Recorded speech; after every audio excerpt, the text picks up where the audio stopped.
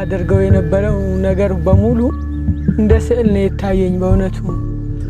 እንዲ በሩን ገፋ አድርጌ ስገባ እዚህ ጨረቃ መስሏል ሰው። አዎ እሱማ ከሆነ ከየት ነው የመጣሽው? ከጂጂጋ እና ዛሬ መጣሽ ዛሬ ልገብ ያለችኝ እንዴ የማይታሰብ ነገር ነው አለች። እና ይሄ ምንድነው ስትላት ይሄማ ዋናው ምንድነው እሱ ማን ይላከሽ አለች። አይ እኔ ወንጌል ልነግረው ነው የመጣሁት ኢየሱስ እንደሚያድን ልመሰክር ነው የመጣሁት። በምን ልግለጸው? እና በቃ ከማልቀስ ሌላ ምንም ልለው አልችልም።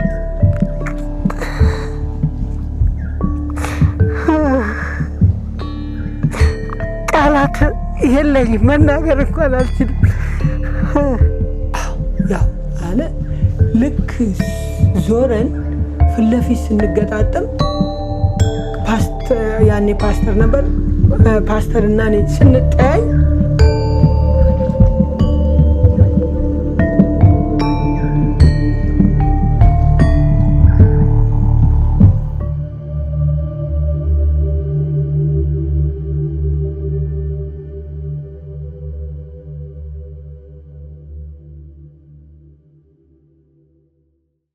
ጋሼ መጡ ተባለ።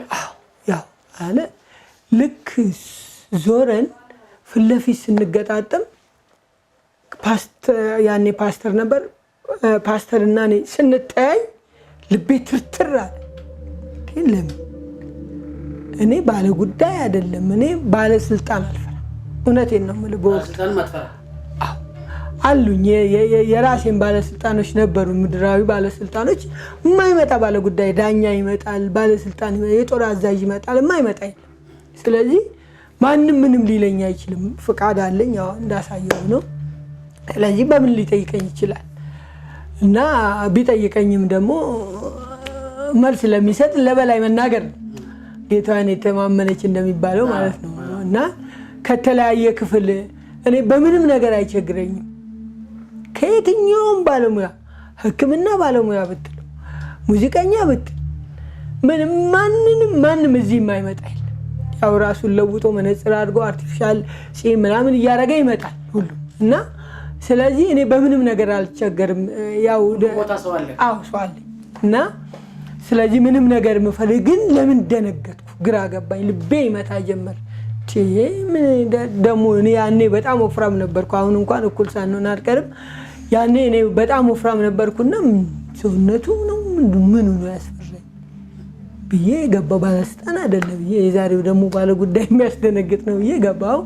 እዛኛው ቢሮ ነው እንደ ይችነች ቁጭ አለን። ከዛ ባልና ሚስትም መሰሉኝ። ባልና ሚስት ናቸው ስል አይደለም ምንድነው የጋራ መልእክት ይዘን መተን ነው። በቃ እኔ ከጂጂጋ እሱ ካሰበ ተፈሪ ነገሩ ግራ የሚያጋባ ነው። እና ሁለት ሰዎች አንድ አይነት መልእክት አንዱ ከጂጂጋ ቀልዳሉ። ዝም ብዬ ነው የገባሁት እንዲህ ምናምን ስል ምንድነው ማን ይላካችሁ? እንግዲህ ባለ ጉዳዮች አንዳንድ ጊዜ በሰው ብር ይልካሉ፣ መልእክት ይልካሉ። ወይ እዚህ ጋር የደቂቤ ያለ እንደ ማር አለ ውሰድ፣ ወይ ጨርቅ መጥቶልሃል እንደዚህ ስለሚባል ማን ይላካችሁ? ምንድነው ይላካችሁ ስል በቃ ወንጌሉን ተመተርተር ጀመረ። ነገረኝ። ምንም አላልኩትም። በቃ ቀኑ ዛሬ መሆኑ ገባኝ። ተላመተሽ ነበር። ምንድነው የተባልሽው? ምንድነው መልእክትሽ? መልእክት አለኝ ብለሽ ነበር። ማን ነው ሲላከሽ አለኝ። የላከኝ ኢየሱስ ነው አልኩት። ምን አለሽ አለ። ልጄ እወድሃለሁ፣ ንስሐ ግባ፣ ከክፉ መንገድ ተመለስ። እሱም በቋፍ ነበር የሚጮህበት አመት ነበር፣ ያንስ ከ3 አመት በፊት ማለት ነው። ከዛ በቃ አለቀሰ፣ እኔም አለቀስኩ። ንስሐ ገባ። የዛችው ነው ቀን ማለት ነው፣ ቅዳሜ ማለዳ ንስሐ ገባ። ከዛ ሐዋርያው ሲሳይ አብሮ ጾም ጸሎት ይዞት ጾም ጸሎቱን ያሳለፈው ረጅም ዘመኑ በጾም ጸሎት። እኔ በቃ ደቅቄያለሁ፣ ተፈጭቼ ተሰልቄ ተቀምጫለሁ። አልቀሃል።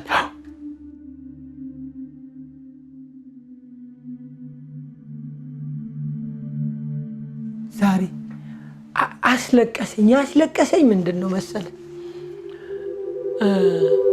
ማንም ሰው ወንጌል መንገድ ላይ ሊሰማ ይችላል። ማንም ሰው ጥሩም ሰው ይሁን መጥፎም ሰው ይሁን መንገድ ላይ ሊሰማ ይችላል። እኔ ግን ክብር የማይገባኝ አሳዳጁ የነበርኩትን ሰው እቤቴ ድረስ ለኔ ማነኝና ምን እያደረግኩ ነው ወንድሜ? ላንተ አልነግርህም። እዚህ መጽሐፍ ውስጥ አለ፣ ህዝብ ሊያነበው ይችላል። የምሰራው ስራ በቃ ጥግ የመጨረሻው ነው። ለመጨረሻው ኃጢአቴ ፍቅር ነው እና ቤቴ ውስጥ ቤቴ ድረስ መጥቶ እምወድህ ልጄ እና ያለኝ ነገር አስለቀሰኝ እና እነሱም አልጠበቁትም ይመስለኛል እና ተደናግጠዋል። እንግዲህ ሌላ ቦታ ሲገቡ ዱላ ነው ምናምን ረብሻ ነው፣ ቦዲጋርድ እዚህም ቤት አለ ቦዲጋርድ። ግን እኔ ለካ እኔም ስጠበቅ እንደዚህ ኃጢአት እየሰራው ሲጠብቀኝ ነበር። በዚህ ውስጥ እንዳልፍ ለምን ፈለገን አላውቅ እና በለቅሶ ነው በቃ ተቀበልኩት። በለቅሶ ነው እና ምንም አላንገራገርኩም። የእግዚአብሔር ታላቅ ፍቅር የሚገርም እኮ ነው። ሰው አንተ ስንት ጥሩ ሰዎች እኮ አሉ ጌታንም ባያውቁ ጥሩ ነገር የሚያስቡ ጥሩ ነገር የሚያደርጉ። እኔ ግን ይህንን ያህል ሰው በጥፋት ጎዳና የመራው እና ልጄ እወድሃለሁ ይልሃል። አስለቀሰኝ። ምን ዱብዳ ነው የሆነብኝ። ሁለተኛ የእሱ ጊዜ ነበረ። ከዛ አልተመለስኩም። በቃ እዚህ ጋር እንደተደረደረ ነው። ወጣው። አዎ ከዛ እዚህ የነበሩ እቃዎች ነበሩ ማለት ለቤት የሚያገለግሉ ስቶር ውስጥ ያሉ እቃዎች እንኳን ሲወጡ እኔ የለው። እኔ ከዛ ወጣሁ። ተነጋገርን። አሁን ማታ ይመጣል እሱ ሐዋርያው። አዎ ይመጣል ቤት በትርፍ ጊዜው እንትን ይላል፣ ያስተምረኛል። ምን ይላል እንደዚህ። አሁን ሁከት በዛ እዚህ። አሁን በቀን አስበው ያን ያህል ሰው ነው። አንድ ቀን ሊታገስ ይችላል። የህዝብ ጎርፍ ነው የሚመጣው። አምጡልን አሉ። ገኛን እዚህ ከተው የት ይሄዳል? እና አንድ ሰው ትልቁን በተለይ ባለግብሩን የሚያሰሩ ሰዎች 7 ዓመት ግዴታቸው ነው እና የኔ መውጣት የዓለም ፍጻሜ ያደረጉት። በቃ ማን ያስተናብርልናል፣ ማን እንደዚህ ያደርገናል ምናምን ብለው እዚህ ታላቅ ረብሻ ነበረ። ፖሊስ ሁሉ እስከሚመጣ ድረስ በኋላ እግዚአብሔር አዘጋጅቶ እንዴ ይሄ ሰው ያልሰራም ካለ አልፈልግም ካለ በግድ እንዴት ልታሰሩት ትችላላችሁ በሚል እንትን ሆነ። ከዛ እነ ሐዋርያ ነቁ። ያው እንግዲህ ወንድማችን ይፍሩ ከጥንቆላው ወደ ጌታ ከመጣ በኋላ በዚህ ቦታ ላይ ያው በፓስተርነት አገለግል ነበረ። የሚመጡ ሰዎች ያው ጥንቆላ አለ ብለው ውጪ ላይ ታፔል የለውም። አሁን ቸርች ነው። ምክንያቱም ታፔል ላይ ያተደረገበት ምክንያት ሰዎች ቀድሞ ጥንቆላ ይሰራ ስለነበረ በዚህ ቦታ ላይ ለማስጠንቆል ግብር ለመክፈል ወደዚህ ስለሚመጡ ቸርች ነው ከተባሉ ስለሚመለሱ ለማስጠንቆል ገንዘብ ግብር ለመክፈል ስለሚመጡ እነሱ እዚህ እንጠብቃቸዋለን። ጋሼ አሉ ወይ ሲሉን አሉ እንላቸዋለን። ስማቸው የመጡበት ቦታ ሁሉ ከመዘገብን በኋላ ጋሼ አቶ ይፍሩ ወደ ጌታ እንደመጣና ንስሐ እንደገቡ አሁን አገልጋይ እንደሆኑ እንነግራቸዋለን። በዛ ጊዜ ብዙዎቹ ይደነግጣሉ፣ አንዳንዶቹ ደግሞ በጣም ደስ ይላቸዋል። ምክንያቱም በብዙ ነገር ውስጥ ስለገቡ አንዳንዶቹ ደስ ይሰኛሉ፣ ሌሎቹ ደግሞ በውስጣቸው ከዛ ከተጽዕኖ የተነሳ ከክፉ መንፈስ የተነሳ ስንጸልይላቸው ንስሐ ሲገቡ አጋንንት ከላያቸው ላይ ይወጣል። በሽታ ያለባቸው አሉ፣ ከበሽታ ነፃ ይወጣሉ። በዛ ጊዜ ጌታን ተቀብለው ተመልሰው ይሄዳሉ። አንዳንዶቹ ደግሞ አመታዊ ግብራቸውን ብዙ ገንዘብ ይዘው ይመጣሉ፣ ለብዙ ነገር ለማስጠንቆል ማለት ነው። ይዘውት የመጡ ገንዘብ ደግሞ እኛ ጸልየንበት ጋሼ ገንዘብ እንደማይቀበሉ ጌታ እንደመጡ እነግራቸዋለን። ገንዘባቸውን ይዘው ይመለሳሉ። እንግዲህ በዚህ ቦታ ላይ እግዚአብሔር ታሪክ ሰርቷል፣ ታሪክ ያልብጧል። ይህን ሁሉ ያደረገው ይህን የሰራ ደግሞ ጌታ ነው። እግዚአብሔር ወደዚህ ሲያመጣን እኛ ለወንጌል ነው የመጣ ነው። አሆ ለካ የሚመጡትን ሰዎች ወንጌልን መንገር አለ። ወዲያው ስትራቴጂ ነደፉ። መዓት ሰው መጣ ቅዱሳን ማንም በቃ እንግዲህ እዚህ በዚህ በበር አንዷ ምን አለችኝ አንድ ጊዜ በዛ በበር ሳልፍ የሆነ ነገር ግሬን ይዘኝ ነበር አለች። ወደዚህ እንኳን ዞር ብሎ ይፈራሉ። አዎ እነሱ ጋር ያለው እኔ ጋር ካለው እንደሚበልጥ አለማወቅ ራሱ በጣም ይገርመኛል። እና ከዛ በኋላ ግን በአካባቢው የነበሩት ቅዱሳን በሙሉ ከተለያየ ቦታ ወጥተው ተከፋፍለው ህዝቡን ወዲያው በቃ እነሱ እንደዚህ እንሞታለን ነው እውነታቸውንም ነው። ሰው ከሌለው ሰው በክርስቶስ ካልተያዘ ሜዳ ላይ ነው። እንኳን መስዋዕት አቀርባለሁ ብሎ ቃል ገብቶ ቀርቶ እና በጌታም ሆነ ምን ያህል ፈተና እንዳለው ያጋንንት ይታወቃልና እንደዚህ ነበር አወጣጤ። እንደዚህ አይደለም ግቢው እንደዚህም አልነበረም። በጣም ነው በቃ የሚገርማችሁ። በጣም የሚያስፈራሩ ሰዎችም አሉ፣ ወንዶች አሉ፣ ሴቶች አሉ፣ ጋርዶችም አሉ። እንደገና ሊያሰሩ የሚመጡት ራሳቸው ወጣቶች ናቸው። ቀለበት ይዘው ምንድነው ሰራላታለሁ አሁን ተከትላይ ነው የምትመጣው እያሉ ቀለበት ይዘው ነው የሚመጡትና ምንድነው ስለ መስተፋቅር የሚያሰሩ ናቸው እና ይሄ ነበር እዚህ ቦታ ላይ ከ3 ዓመት በፊት የነበረው። አሁን ግን ቸርች ሆኗል። አሁን ቸርች ሆኗል። የሚገርም ሰዎች እየዳኑ ነው። ታፔላ የማይሰቀለው ያው የሚመጡ ሰዎች አሉ ግብር ይዘው እነሱ ሲመጡ አይተው እንዳይመለሱ ታፔላ አልተሰቀለም። ግን ብዙ ሰዎች እየዳኑ ነው። ይሄው 3ኛ ዓመቱን ይዟል። አሁን ጥር ሲመጣ 4ኛ ዓመቱን እንግዲህ ጥር ሲመጣ ጌታ ኢየሱስ ይባረክ። አሜን። ከወንጌል ባለፈ ደግሞ አሁን በጣም ብዙ ሰዎች እየዳኑ ነው። እዚህ ኮንፈረንስ እናረጋለን፣ ወንጌል ስርጭት እናረጋለን። ከመቶ የማያንሱ ሰዎች ጌታን ተቀብለው ደህንነት ተምረው ተጠምቀው አሁን እያገለገሉ ነው ያሉት። ደግሞ ለማስጠንቆል የሚመጡት ቢያንስ 1.3 ሚሊዮን የሚሆኑ ሰዎች አስጠንቁለው ነበር እዚህ ግቢ ለ25 ዓመት ነው ያስጠነቆሉትና አሁን ጌታ ከተቀበለ በኋላ ደግሞ ጥንቆላ ያለ እየመሰላቸው እየመጡ እየመሰከርንላቸው በብዙ 100 ሺህ የሚቆጠሩ ሰዎች ንስሐ እየገቡ እየተመለሱ ነውና አሁን እግዚአብሔር እያሰፋን ነው። በእንዲህ አይነት ሁኔታ ነው ያለነውና እግዚአብሔር ታሪክ ሰርቷል። አሁንም ወደፊትም ታሪክ የሚሰራ ጌታ ከኛ ጋር ስላለ ይሄንን እናገራለሁኝ። እኔ ያለውን ነገር እግዚአብሔር ይመስገን። ይሄን ለዚህ ሁሉ ላደረገ ጌታ ደግሞ ክብር የሚገባው ስለሆነ እግዚአብሔር ይባረክ። አንድ ተጨማሪ ጥያቄ፣ አገልጋዮች የሆኑ ሰዎች አሉ ብለህ ነበር ቅድም። ማለት ከደቡብ ከተለያየ ቦታ ላይ መጥተው ሊያስጠነቁሉ እዚህ ጌታን ተቀብለው አጋንንት ወጥቶላቸው ያልከኝ እስቲ ስለሱ። ለምሳሌ አንዳንድ ክርስቲያኖች ኑሮ አርሳካ ሲላቸው በጌታ ቤት ሆነው ሌሎቹ አህዛቦች ገንዘብ ሲያገኙ ሲባረኩ ያዩና ለማስጠንቆል ወደ ጠንቋይ ቤት ይሄዳሉ። በዛ ጊዜ ሲመጡ ደግሞ እሱን ጌታ መቀበሉ ሲያውቁ በጣም ደስ ይላቸዋል። ከዛ የተነሳ ይጸልዩና እንደገና ንስሐ ይገቡና ወደ ቸርቻቸው እንዲመለሱ እናደርጋለን። በአቅራቢያቸው ወዳለ ቸርች ደግሞ ኮንታክት እናደርግና ደውለን ለአገልጋዮች እንሰጣቸዋለን።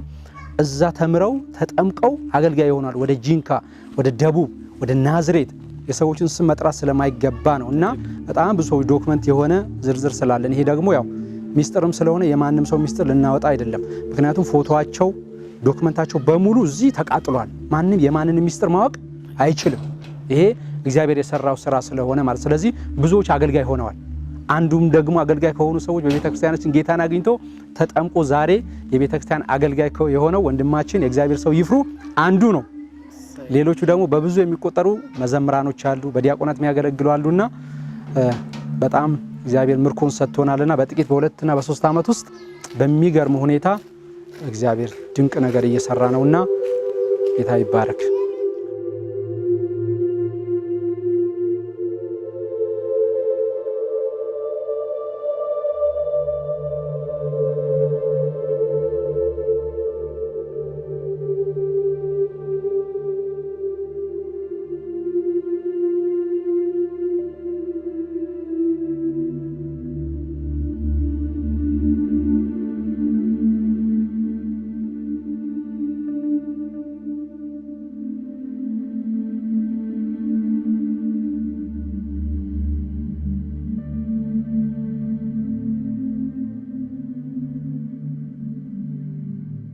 የእግዚአብሔር መንግሥት ሁሉን ትገዛለች ተብሎ እንደተጻፈ በዘመናት መካከል በተለያዩ የጨለማ አሰራሮች ውስጥ የሚገኙ ሰዎችን የእግዚአብሔር ፍቅር ሁል ጊዜም እየማረከ ለሐሳቡና ለመንግሥቱ አገልጋዮች በማድረግ ላይ እንደሚገኝ ይታወቃል።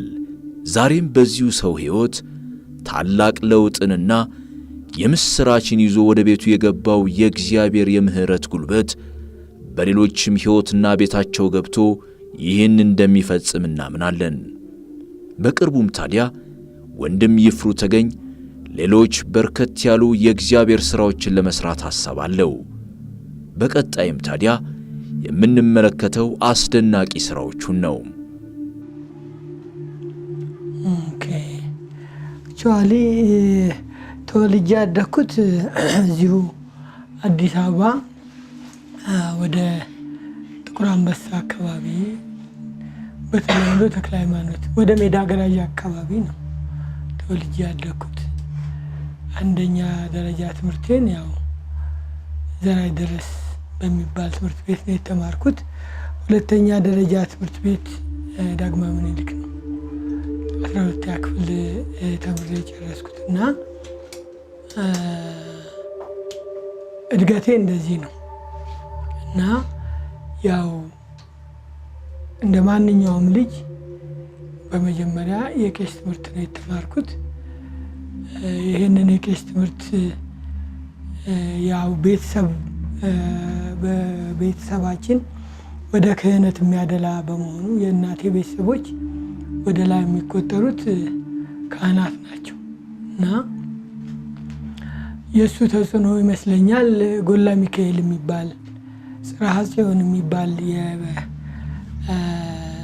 የቤተ ክህነት ትምህርት በወቅቱ ለግብረ ድቁና በሚያበቃ መልኩ ተምሬያለሁ እና ከዛ በኋላ በቀጥታ ዘመናዊ ትምህርት ነው የተማርኩት። ከዛ በፊት ግን ወደዚህ ወደ ጎላ ሚካኤል መንፈሳዊ ትምህርት ቤት ከመግባቴ በፊት የኔታ ቅሩቤ የሚባሉ አንድ ፊደል የሚያስቆጥሩን ዳዊት እኔ 10 አይሆንም ብለህ ነው የደገምከው? አዎ እንዲሁ ስደግም ነው የኖርኩት። በኋላ ትልቅ ከሆንኩ በኋላ ነው እንደውም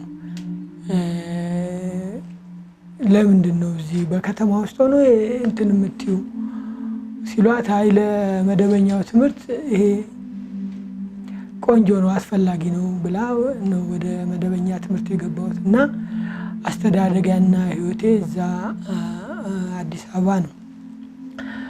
ወደዚህ ስራ የገባሁት በአጋጣሚ ያው 12ኛ ክፍል ተምሬ እንደጨረስኩ በወቅቱ ለዩኒቨርሲቲ የሚያበቃ ውጤት ስላልነበረኝ ያው ፎቶዬን ያስመለስኩት እና በዛ ምክንያት ደግሜም አልወሰድኩም።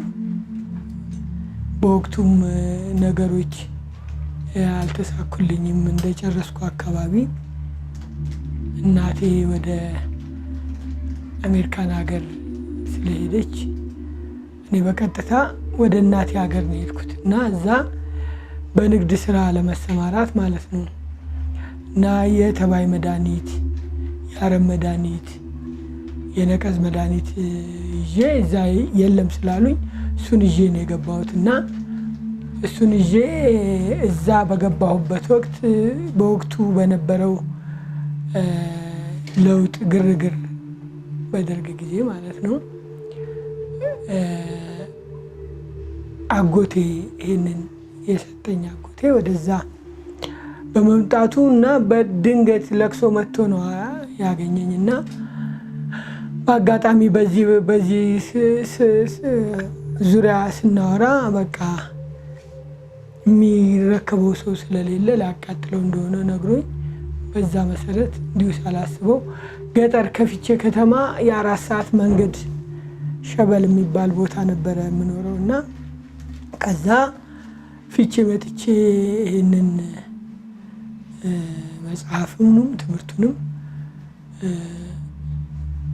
እንድረከበው ያደረገው በዛ ነው እና በእንደዚህ አይነት ነው በድንገተኛ ሁኔታ ነው ወደዚህ ነገር የገባሁት።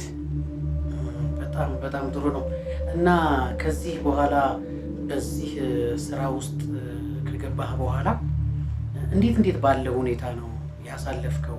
ለምን ያህል ጊዜስ ፊቼ ቆየ? ከዛስ እንዴት ወደዚህ ወደ ደብረ ዘይት መጣ? በመጀመሪያ ያው ይህንን ስራ እንደጀመርኩ ያው ገጠር ነው ነበር የምኖረው ብያለሁ። ከፊቼ ቢያንስ የ80 ምናምን ኪሎ ሜትር የሚሆን ይመስለኛል እንደው በግምት በእግር 4 ሰዓት መንገድ ነው።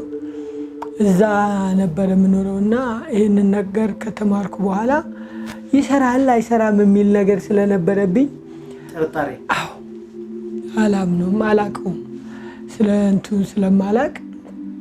ግን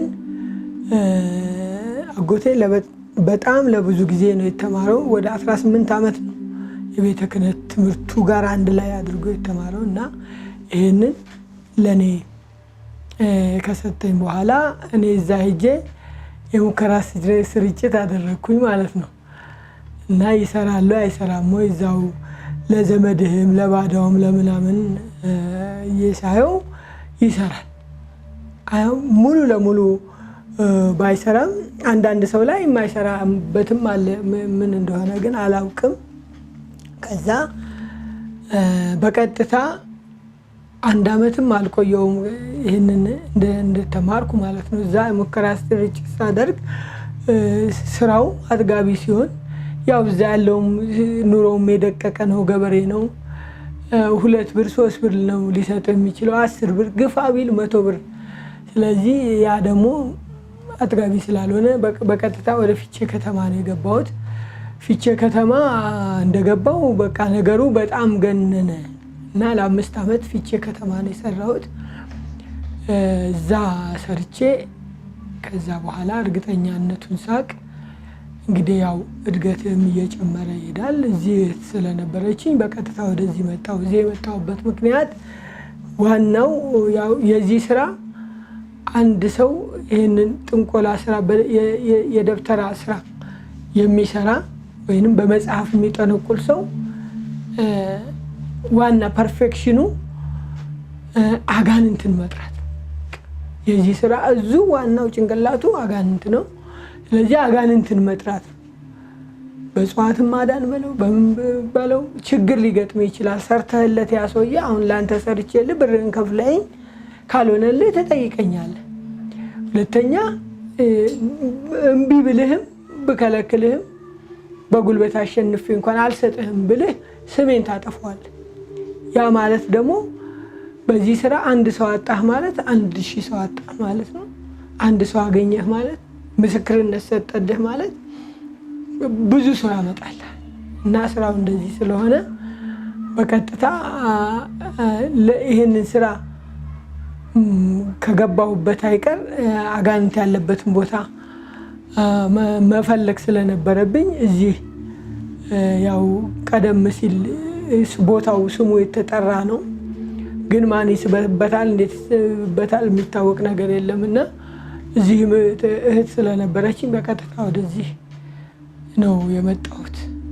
ከፊቼ 5 ዓመት ከሰራሁ በኋላ እዚህ ለ25 ዓመት ሰርቻለሁ። ይገርማል። እንደው ከዚህ ውስጥ ይሄ አጋንንት መሳብ ደግሞ ገና አዲስ ልምምድ ነው እና እንዴት አገኘው? ለመጀመሪያ ጊዜ አጋንንት ስበህ ሲወጣ ወይም ስትገናኙ የነበረህ ስሜት እንዴት ነበር? አዎ መቼም አንደኛ ያው አድቬንቸር ነው፣ ጉርምስናውም አለ። ገና በ30ዎች ውስጥ ነኝ ያኔ 25-30 በሆን ነው እና በዛን ጊዜ ማየት ፈልግ ነበር። ይህንን ግን አጎቴ አይፈቅድም ነበር እና ብዙ ተሞክሮ ነገረኝ። ይህንን ነገር እኛ በምንማር ጊዜ አንድ ጓደኛዬ ለመሳብ ሞክሮ በቃ እንደተጨበጠ ድቡልቡል ኳስ ነው ያደረገው። መምጣት ብቻ ሳይሆን መመለስ አለ፣ በአግባቡ ተጠርቶ በአግባቡ መመለስ አለ፣ ምስ ማስተካከል አለ። ይሄ ነገር ስላለ እንድስብ አይፈቅድም ነበር እና እኔ ግን ለመሳብ ቁርጠኛ ሆኜ ስለመጣው በወቅቱም ደግሞ ብዙ ነበሩ እዚህ እና ስም አላቸው፣ ግን እንደዚህ እንደኔ የገነነ ስም አልነበራቸውም በወቅቱ። ግን ስመጣ 1-4 ሰዎች ታዋቂነት ነበራቸው።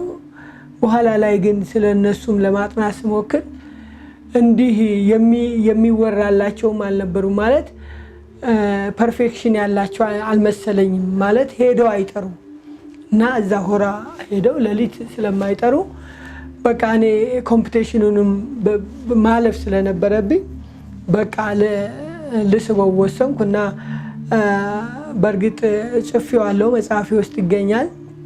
የመጀመሪያው ቀን በጣም አስፈሪ ነው።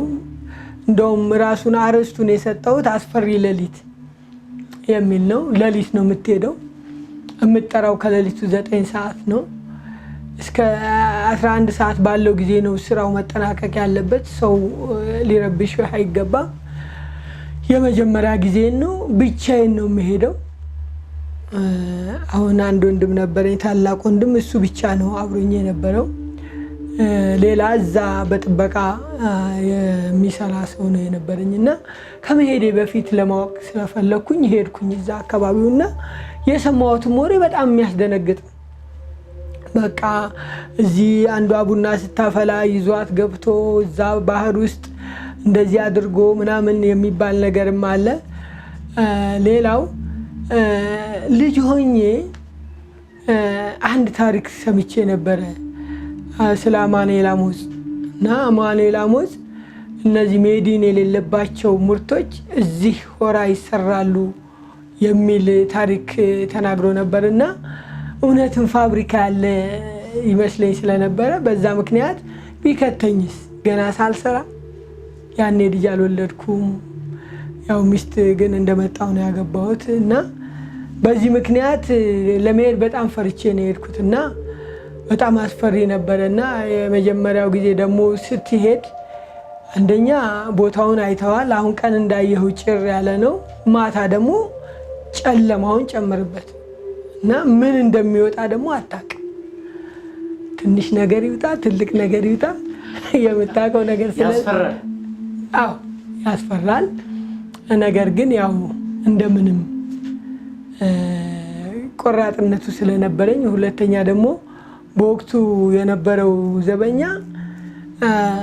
ከነገረኝ ታሪክ አንፃር በቦታው ላይ የሚስብ አንድ ሰው ነበረ እና ከሱዳንም ከምንም እየመጡ ግን እዚህ ይስባሉ ብሎኝ ስለነበረ እነሱም አስማት ይዘው ነው የሚገቡት። እኔም መጥሪያው አስማት ነው እና እነሱም አስማት ይዘው ነው የሚገቡት። እኔም አስማት ይዤ ነው የምገባው። ያጎታቸው ልጅ አይደለም ይመጣል ብዬ በድፍረት ነው የመጀመሪያው ጊዜ የገባሁበት። ግን ከምነግርህ በላይ አስፈሪ ነበር። ምን ከተመስ ያኔ ምን ወጣ? አዎ በመጀመሪያ ያው እንግዲህ ያው መመሪያ አለው። ዝም ብለህ ሄደህ ከበደ ብለህ የሚመጣልህ አይደለም። ወይንም ከጠራኸው በኋላ በልሂድ ብለህ የምታስኬደው ነገር አይደለም። መጥሪያ አለ፣ ማሰናበቻ አለው። መጥሪያና ማሰናበቻው ያው ድግምት ነው። በመጀመሪያ ደረጃ ከመድገም በፊት እንዲሁም ደግሞ ዝም ብለህ ስትደግምም አይመጣም እና ያው ምስ የሚባል ነገር አለ። አሁን በዚህኛው መጽሐፌ ላይ እንኳን አልጠቀስኩትም። ወደፊት ግን የዚህ አሁን የመጽሐፌ ሁለተኛ ክፍል አለ። ምስ የሚባል ነገር እንዲሁ አስማት ዝም ብሎ አይሰራም። አስማት ስላነበነብክ ስለተናገርክ አይሰራም። ገቢር የሚባል አለ። ያንን ማንገሻ የምትደግመው ድግምት ከመድገም በፊት የምታስቀምጠው ለአጋንንቱ መጥሪያ የምታስቀምጠው ለክብሩ ከትንንሽ ጀምሮ እስከ ትልቅ ፍየል ድረስ እስከ ፍየሏ ድረስ ዶሮ አለ፣ ጥቁር ሴት ዶሮ አለ፣ ፍየል አለ። የእህል ዘር አይነት ምድር ላይ የሚበቅል የሚቆላው ተቆልቶ የሚጠበሰው ተጠብሶ ከፍየሏ ላይ ያው ከየብልቷ እንትን ብሎ ቡና ተፈልቶ ብዙ ሰረሞኒ ያለው ያንን አድርገን የምጠራው። ከዛ ውስጥ አንዲት ነገር ከጎደለች አይመጣም፣ ቢመጣም ይጣላል የሚባል ነገር ስላለ በጣም ትፈራለህ እና እያንዳንዷን ነገር መዝግቤ ነው የሄድኩት። የሚቀርበው ነገር ከ30 አይነት በላይ ነው። እሱን አድርጌ እያንዳንዷን በመዝገብ ይዤ ራይት እያረኩኝ ያው በወቅቱ ባለቤቴ ምረርታኝ እያንዳንዷን ከዛ ከአስማቱ ላይ ከመጽሐፉ ላይ ገልብጠን ማለት ነው ከአስማቱ መጽሐፍ ላይ ተገልብጦ እያንዳንዱ ነገር ለምሳሌ በጣም ትንሹ ሰንደል ነው በዋጋ ደረጃ ስናየው 1 ብር ያኔ 50 ሳንቲም ነው ምናምን እሱ ባይኖርህ አይመጣም ወይንም ይጣላል። ስለዚህ እያንዳንዷ ነገር ቲክቲክ ተደርጋ ነው የተጀመረው እና 49 ጊዜ ነው የሚደገመው ድግምቱ የምትመላልሰው ማለት ነው መጥሪያው። በ49 ውስጥ መሀል ላይ ሊመጣልህ ይችላል። 49ኙንም አንቋረህ ላይመጣም ይችላል።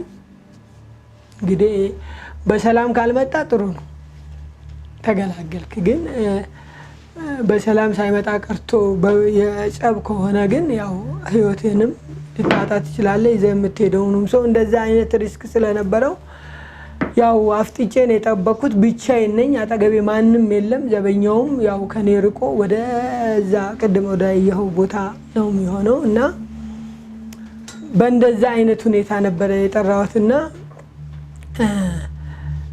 እኔ ይመጣል እንደ ጓደኛ ይታያል የሚል እምነትም አልነበረኝም። በእርግጥ ግን በራሴ ጠርቼ ወይንም ሰው አጠገብ ሆኜ ስላልጠራው እና ምቱንም ፈራ ስለነበር ያው እየፈራው ነው ደግሞ ግን ያው የልጅነት ጉዳይ የወጣትነት ጉዳይ ስለነበረ እና ፉክክርም ለምን እኔ እንግዳ ነኝ የሚያቀኝ የለም እኔ ጋር ማን ነው የሚመጣው?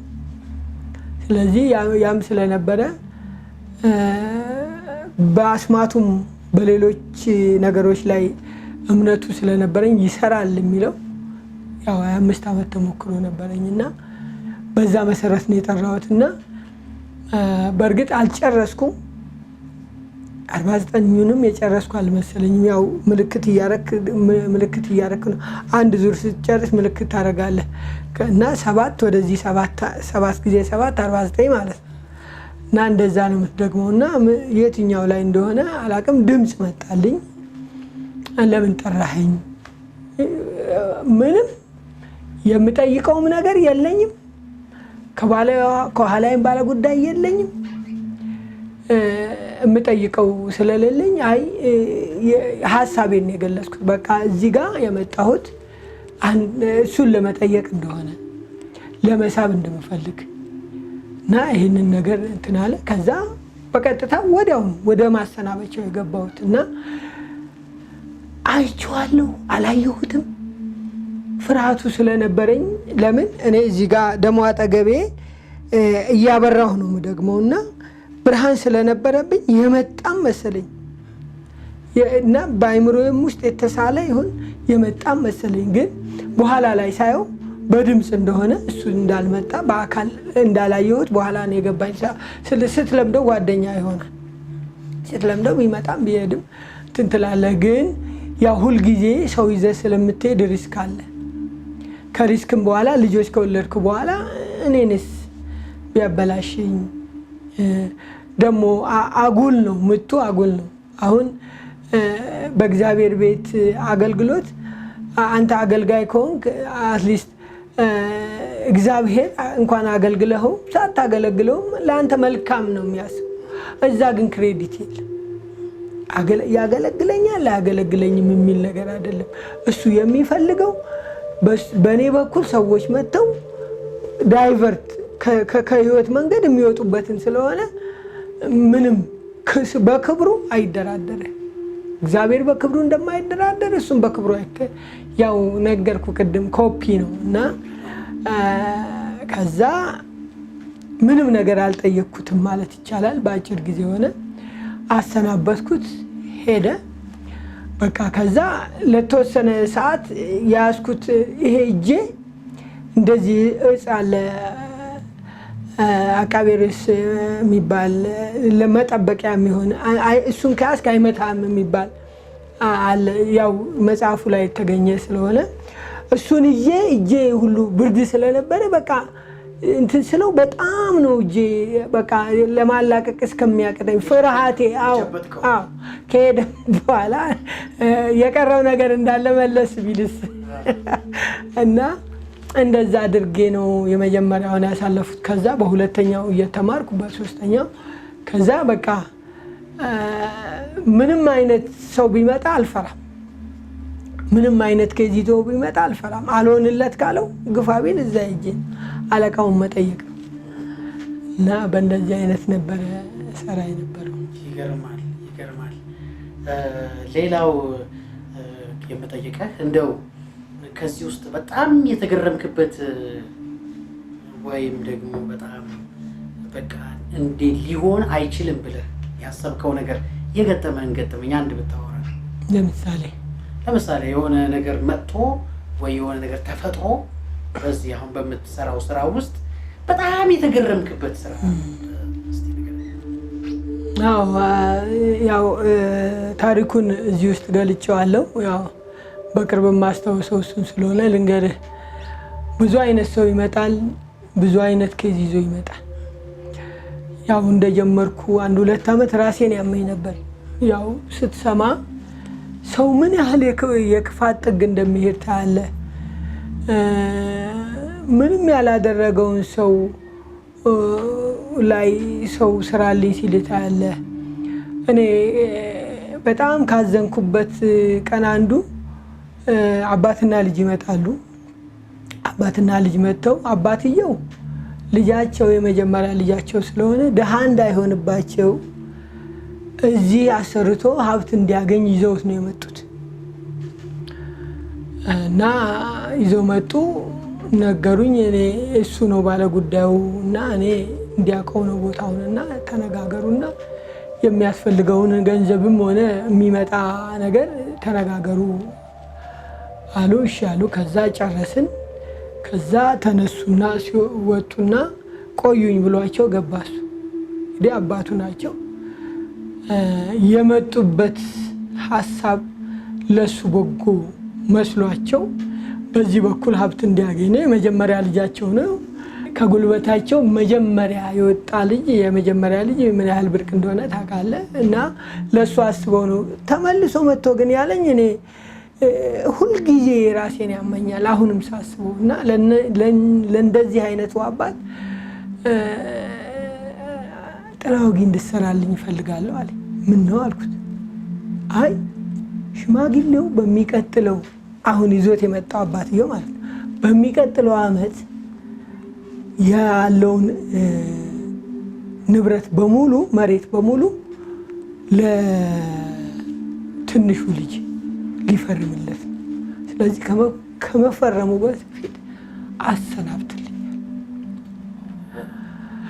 እና ይሄ በጣም ከሚያስገርመኝና የሰው ክፋት ጥግ ምን ያህል እንደሆነ ካየሁበት ነገር አንዱ ነው። ብዙ ገጠመኞች አሉኝ። እነሱንም ያው እዚህ 1-2-3 ነው መጽሐፍ ውስጥ ያቀረብኩት። ነገር ግን በብዛት በሚቀጥለው በክፍል 2 መጽሐፌ ላይ አወጣዋለሁ። ሌላው ያላሰብኩትና የደነገጥኩበት ነገር ያው ብዙ ሰው ይመጣል፣ ሴት ይመጣል፣ ወንድ ይመጣል እና አንዲት ሴት ክረምት ላይ ነው መጣች። ገባች፣ ጠየኳት። መናገር አልቻለችም፣ ታለቅሳለች ረጅም ሰዓት። እኔ ደግሞ ገና ውጪ 100 ምናምን ሰው ይጠብቀኛል። የሷን ለቅሶ ላስተናግድ አልችልም። የማለቅስበት ጊዜ አለ። በእርግጥ እኔ በተፈጥሮ አልቃሻ ነኝና የማለቅስበት ጊዜ አለ። በቃ ችግራቸውን ሲነግሩ ሊያሰራ መጥቶ እኔ ብር ሰጥቼው የሚሄድም አለ ከሰውየው ብሶት አንጻርና አንዳንዶቹ ደግሞ በቃ ይሄንን የተረዱ እንደ ድራማ እያደረጉም የሚመጡ አሉ ብር እንድሰጣቸው እና እንደዛ አይነት ሴት መስላኝ ነበር፣ ግን አይደለም። እና በኋላ ችግርሽ ምንድን ነው? ችግሬ እያለች ታለቅሳለች። ምንድን ነው ንገሪኝ። አይ ችግሬን ላሳይሽ አለች። ምን ታሳየኛለች? ወይ ቁስል ልታሳየኝ ነው ወይ ምንድን ነው አካሏ ላይ ያለ ነገር ብዬ ያን ያህል ግምት አልሰጠሁትም። ቀስ እያለች እያንዳንዱን ሻርፕ ስታወጣ ካኒቴራ ስታወጣ ከላይ ያለውን ጨረሰች። ከላይ ሳይ ምንም ነገር የለም። ቀጠለች። ሁሉንም ቀስ እያለች ክረምት ነው ብዙ ነገር አድርጋለች። በኋላ መጨረሻ ላይ የመጨረሻውን ፓንቷን ስታወጣው በጥንካሬ በቃ እንደዚህ ጥርሴን ነክሼ ነው የቆየሁት እና ከላይ የምታየው በቃ ምን የመሰለች ቆንጆ ሴት ወጣት ጡት ያላት የተስተካከለ ሼፕ ያላት ቁመኗ ያላት ነገር ግን ያላት የወንድ ብልት ነው። እሱ አይደለም የገረመኝ። ከዛ እንደገና የወንድ ብልቷን ወደ ላይ ከፈት ስታደርገው ደግሞ የሴት ብልት አለ። ይሄንን ምን ላድርገው አለች።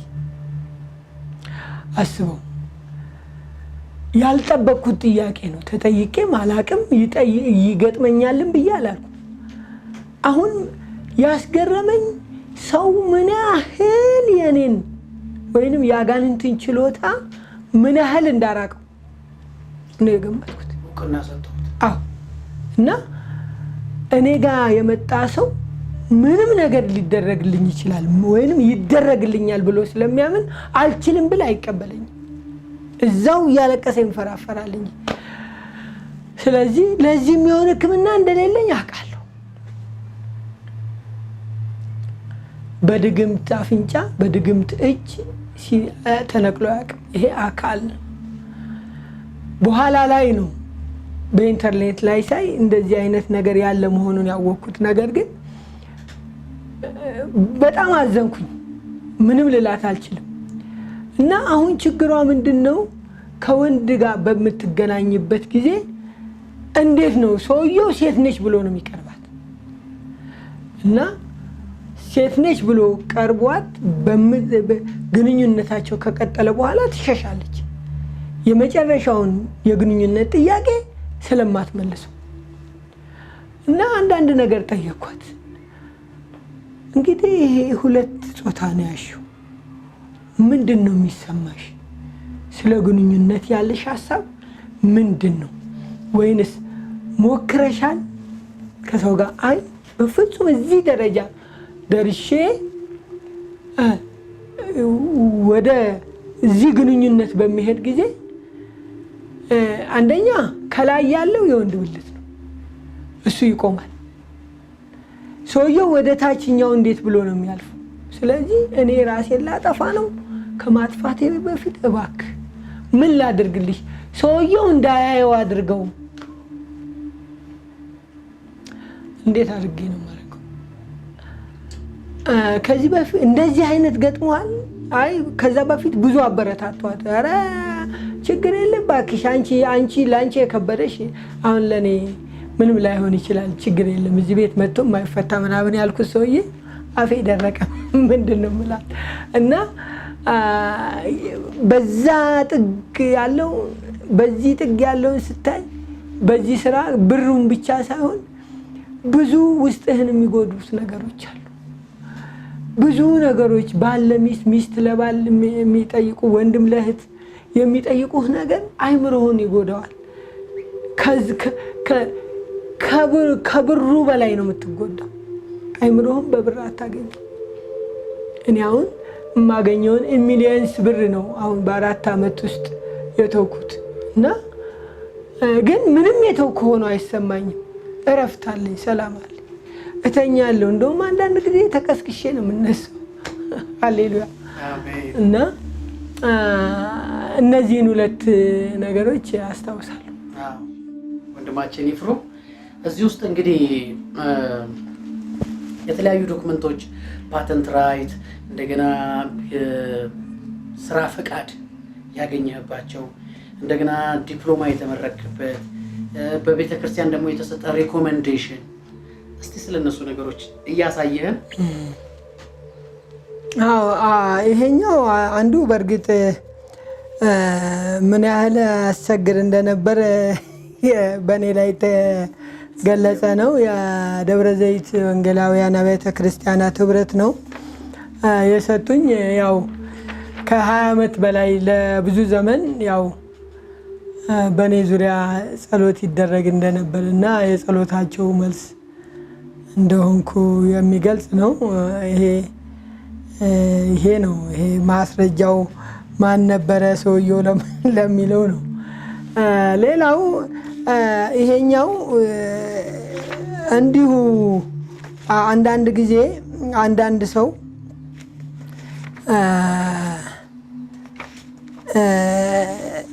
ወደዚህ ስራ አንዳንዱ ዝም ብሎ ነው የሚገባው። ግን ብዙ ጊዜ ፍቃድ የሚሰጠው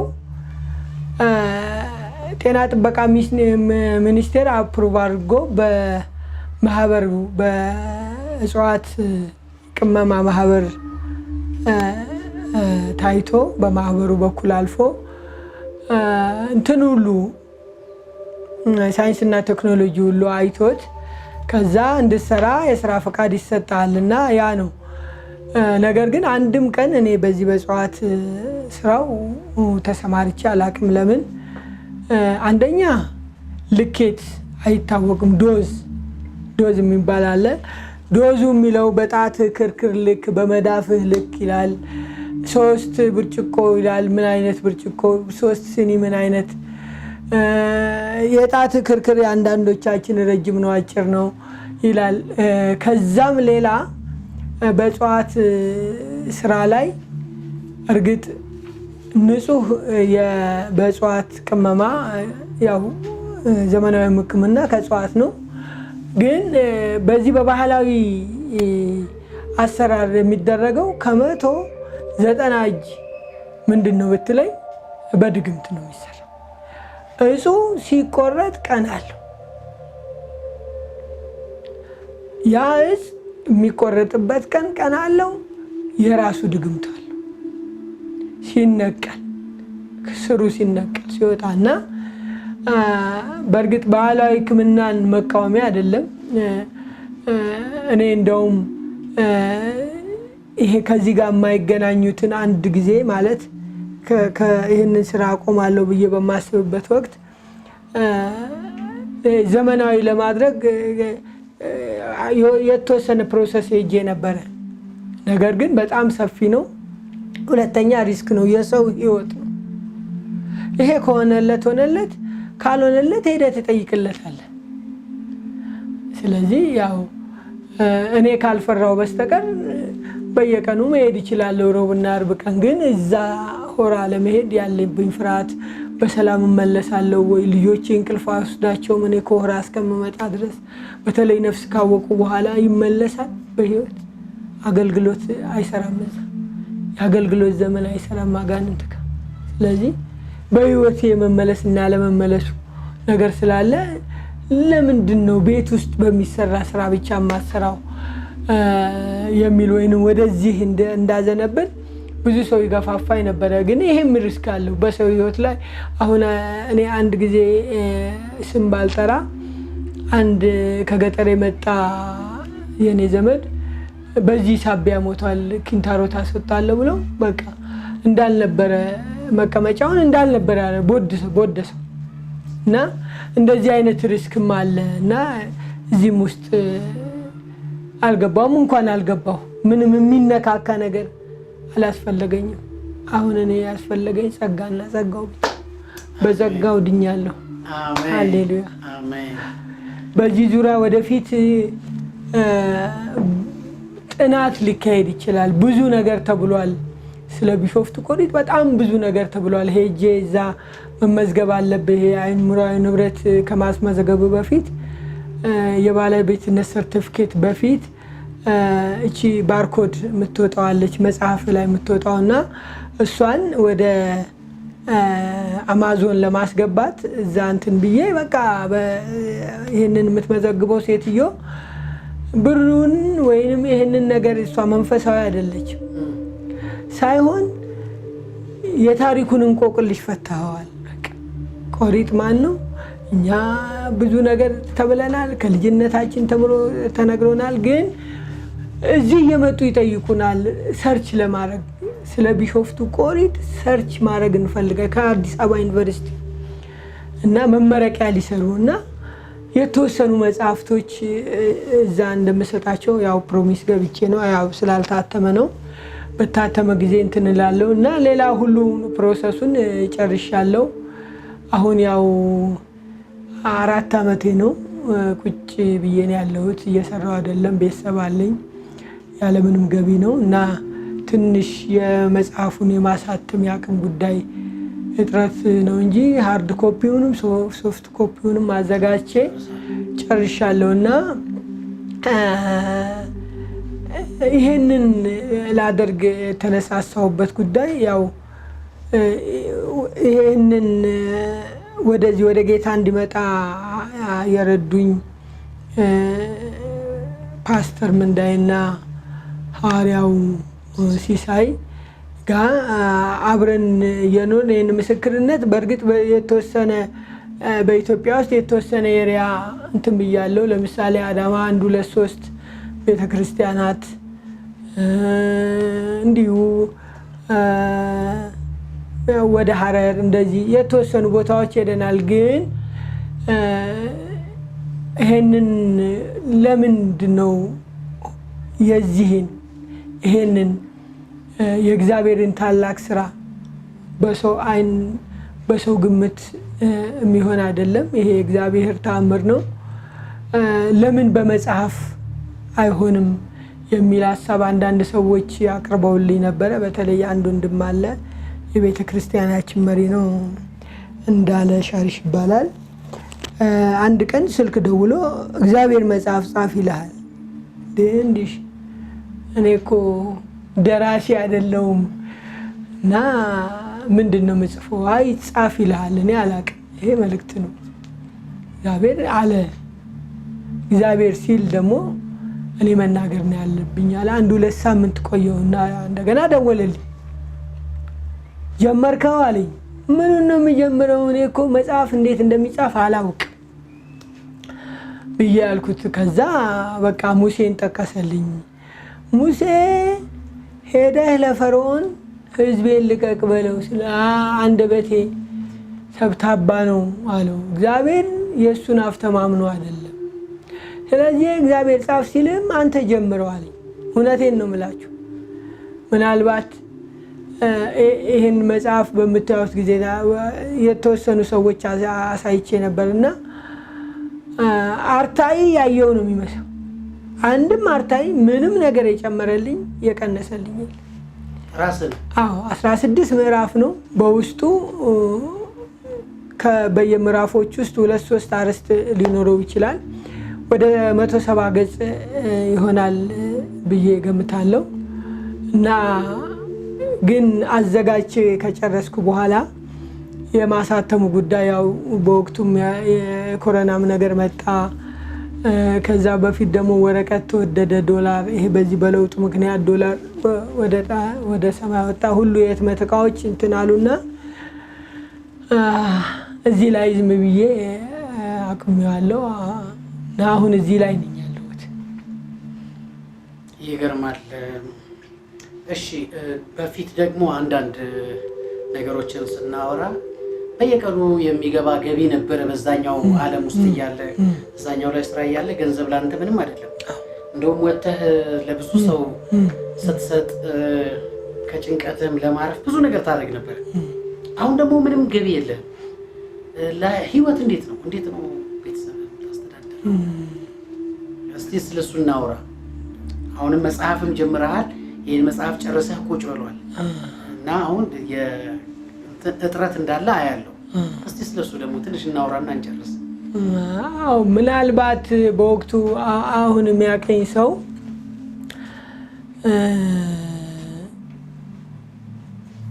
እኔ ተለቅ አድርጌ ባስብ በቀን እስከ 100,000 ብር የምሰራበት ጊዜ አለ። ከዛም በላይ የሚሆንበት ጊዜ አለ። ግን ከጠፋ 40 እና 50,000 ብር ኮመን ነው በየቀኑ። አዎ፣ በየቀኑ ቢያንስ 200 ሰው ከሌለ 150 ሰው ከሌለ 100 ሰው ይመጣል።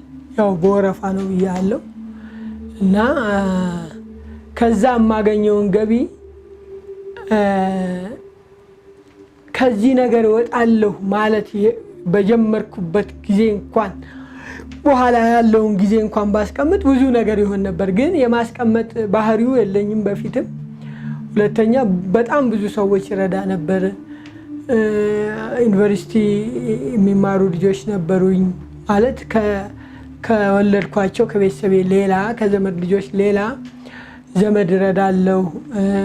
ሃይ ስኩል የሚማሩ ብዙ ተማሪዎች አሉ፣ ለነሱ እረዳለሁ። አሮጊቶች አሉ፣ ቤት ውስጥ ይዋሉ ማለት በየቤታቸው ያሉ ሽማግሌዎች አሉ፣ ስራ የፈቱ ወጣቶች ይመጣሉ እና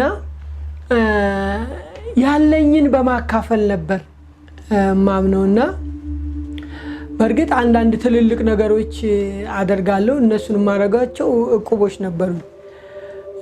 በቀን በሳምንት አንድ ቦታ 40,000 50,000 ጥላለሁ። ትልልቅ እቁቦች ነበሩኝና በእነሱ ነበር የምተዳደረው። ነገር ግን ይህንን ሳቆም እኔ በጥናት አይደለም ተዘጋጅቼበት አይደለም ወይንም እኔ ልዩ ነገር ይደረግልኛል አንዳንዶች እንዳሉት ወንጌል ስርጭት ይወጣሉ ሐዋርያው ማለት ነው። እኔን እንትን ካሉ በኋላ ያው እዚህ ከተማ ውስጥ ታዋቂ ስለሆንኩኝ ያው በመልክ የሚያቀኝ ባይኖርም ያው በስም ማንም ያቀኛል። በዓለም ነው ከየትኛውም ዓለም ነው ሰው የሚመጣው አይደለም ከኢትዮጵያ ውስጥና ይኸውልህ ወንድሜ ይለዋል አንዱ። ይፍሩን ታውቀዋለህ? አዎ። ምን ሆነ ደግሞ ይፍሩ እኮ ጌታን ተቀበለ ጴንጤ ሆነ ነቅቻለሁ። ሰምተሃል እሱን ይለዋል። ምንድን ነው ሲለው 11 ሚሊዮን ብር እኮ ገቡለት፣ አንድ ፓስተር ከሐረር መጥቶ ገባለት ይለዋል። እና ሰውም እንደሚለው ተገብቶልኝ አይደለም ከብር በላይ የዘላለም ሕይወት እኔ እንዴት እንደወጣሁ እኔ ነኝ የማውቀው። ምን ያህል ጭንቀት እንደነበረብኝ እንቅልፍ አልተኛም፣ ካልጠጣው አልተኛም። ለእኔ ብር ምንም ወረቀት ነው። ሁለተኛ ልጆች አሉ፣ ልጆቼ እያደጉ ነው የሚሄዱት እና እኔ በሚሰራው ስራ ልጆቼ አንገታቸውም ደህና ትምህርት ቤት ነው የሚማሩት። ከጓደኞቻቸው ቀና ብለው መሄድ አይችሉም።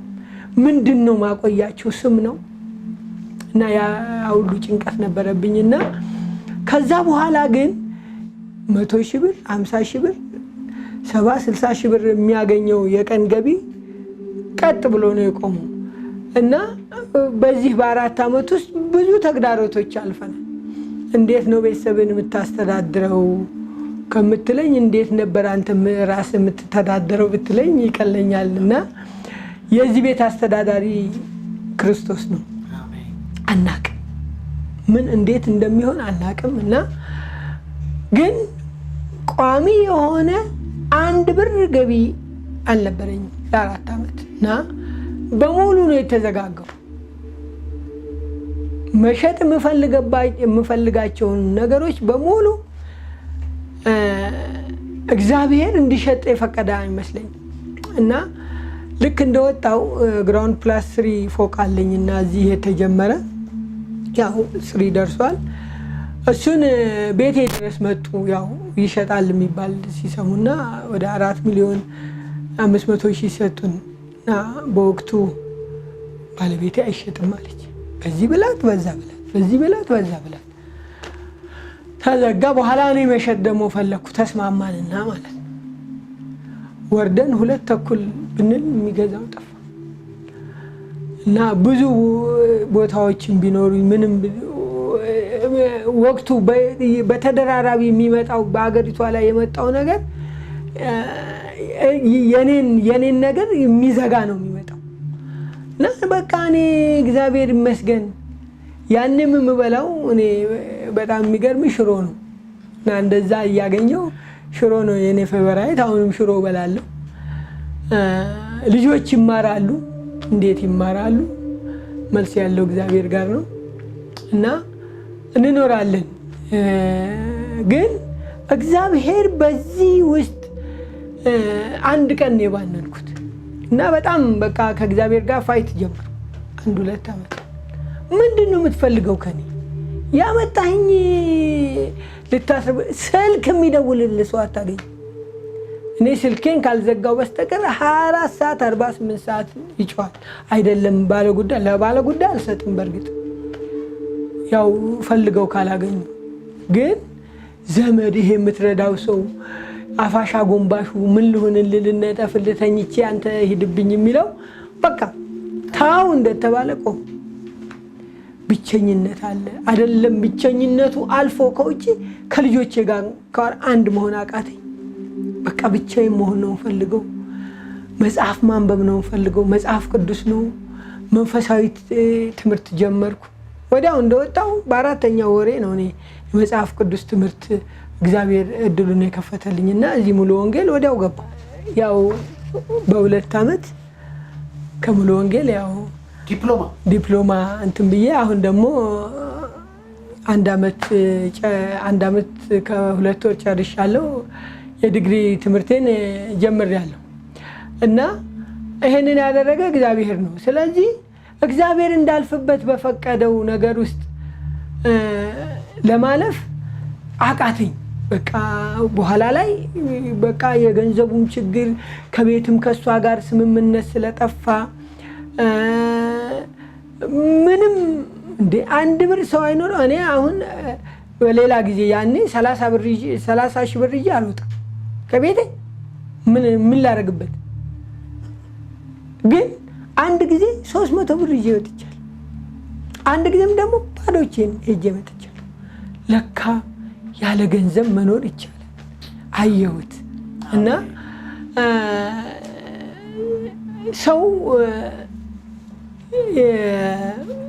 ሁሉን ነገር ሰው ዓለምን ቢያተርፍ ነፍሱን ግን ቢያጎድል ይላል። እኔ ከብር በላይ ነው። አንድ አይን በስንት ሚሊዮን ብር ይገኛል? የሚገዛ ካለ አድራሻዬን ስጥልኝ። አንድ አይን ሄዶ የሚያይ አይን መግዛት ይችላል። ህይወት አይደለም። እግዚአብሔር ሙሉ ጤንነት። አንድ ጊዜ አሞኛል። ያኔ የሚያመኝ በየጊዜው ሐኪም ቤት የሚሄደው አሁን አንድ ነገር ቤተሰቤ አይታመም፣ እኔ አልታመም፣ ጤና ነኝ።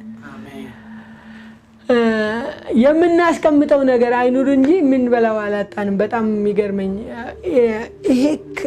ይሄ ክፍል መሰለኝ ስቶር ነው እና በአመት ነው እህል 24 ኩንታል ምናምን የሽሮ እህል ምናምን በርበሬ ምናምን እንትን የሚለው እግዚአብሔር ግን ከትልቁ በረከት አሁን ትንሿ ከሰላም ጋር በጣም ትጣፍጣለች። እኔ ይሄንን ማሳተሚያ አይደለም እኔ ከዚህ በታች አለ ቢባል ኑሮ ልኖር እግዚአብሔር ጸጋውን እንዲያበዛልኝ ብቻ ነው ማለት እንጂ በተረፈ ባለፈው ሰው አሁን ስለ ወርቅ ስለ ብር ብዙ ሲያወራ ይገርመኛል። ሁለቱንም ማየት ጥሩ ነው። እኔ ግን ሁለቱንም አይቼ የሁለቱንም ጥቅም ልዩነት ነው የተረዳሁት። እና ችግር አለ ግን እንዳለ አይሰማኝም። ይሄ ደግሞ የእግዚአብሔር ጸጋ ይመስላል። አዎ እና ችግር አለ በእርግጥ አለ። ነገር ግን ችግሩን በእግዚአብሔር ጸጋ ያው እያለፍኩት እገኛለሁ። ወንድማችን በአሁኑ ወቅት አስቸጋሪ የሕይወት ፈተናዎች ቢገጥሙትም እሱ ግን እግዚአብሔርን እያገለገለ ነው። ታዲያ ይህን አስቸጋሪ ፈተና ለማለፍ የእናንተ ቅዱሳን ድጋፍ ያስፈልገዋል። ብዙ ነፍሶችን ለማዳን ወንድማችን እየሠራ ነው። እኛም ቅዱሳን ከወንድም ይፍሩ ተገኝ ጎን በመቆም ልንረዳውና ልንደግፈው ይገባል። ወንድማችንን መደገፍ የምትፈልጉ እስክሪኑ ላይ በተቀመጡት የሂሳብ ቁጥሮች የአቅማችሁን ማስገባት ትችላላችሁ። ጌታ ይባርካችሁ። ኢየሱስ ክርስቶስ ትላንትናም ዛሬም እስከ ለዘላለምም ያው ነው።